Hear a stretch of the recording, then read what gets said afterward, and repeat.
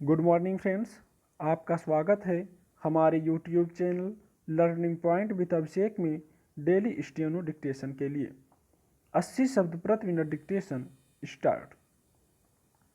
भारत नेपाल के बीच आपसी रिश्तों में कुछ समय से चल रही तल्खी के बीच भारतीय army chief general Manoj Mukund Naravane अगले माह नेपाल का दौरा करेंगे। उन्हें नेपाली सेना के मानद सेनाध्यक्ष के रूप में भी सम्मानित किया जाएगा। यह परिपाटी है जिसमें दोनों देश एक दूसरे के सैन्य प्रमुखों को अपने सेना प्रमुख की मानद उपाधि से सम्मानित करते हैं।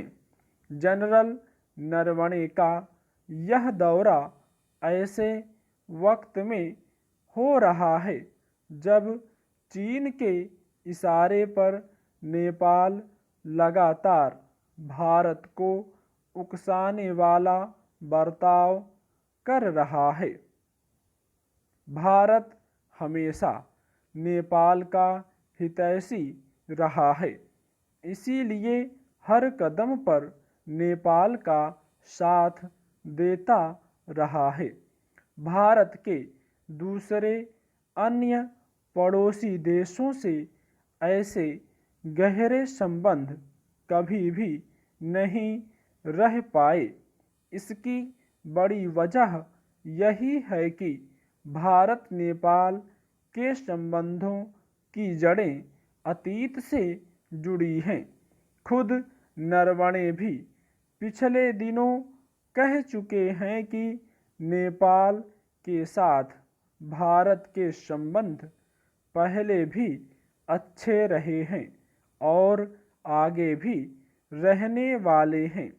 इसकी वजह है कि नेपाल के साथ हमारे संबंध भौगोलिक, सांस्कृतिक और ऐतिहासिक सभी तरीके से मजबूत रहे हैं।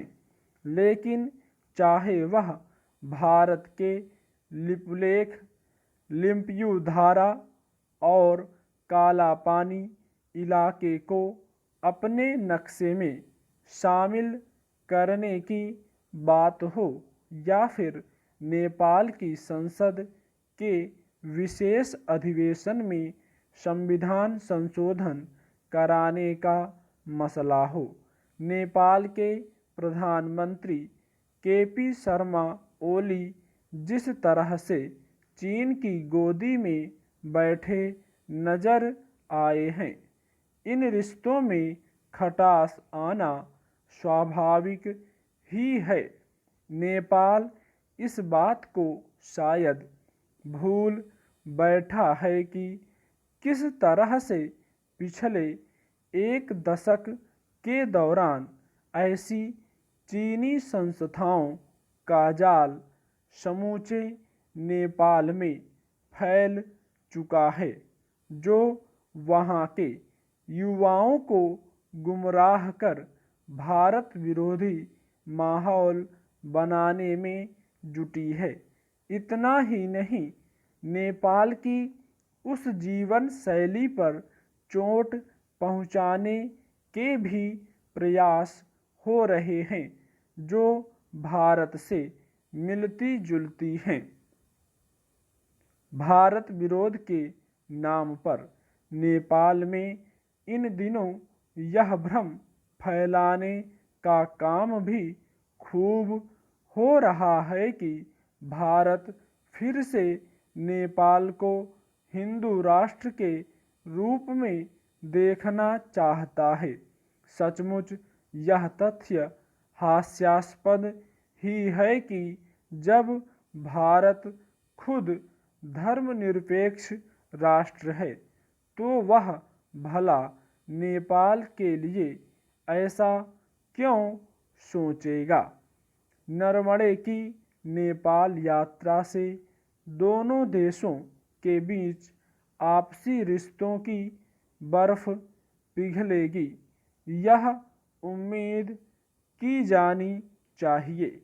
नरवणे नेपाल को यह जरूर आश्वस्त करेंगे कि भारत के साथ रिश्ते रखकर नेपाल खुद को सुरक्षित महसूस कर सकता है।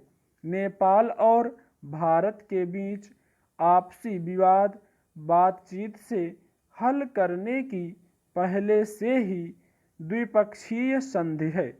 नेपाल को समझना होगा कि इस संधि के इतर जाकर किया गया काम उसके लिए ही श्रेयस्कर नहीं होगा। स्टॉप।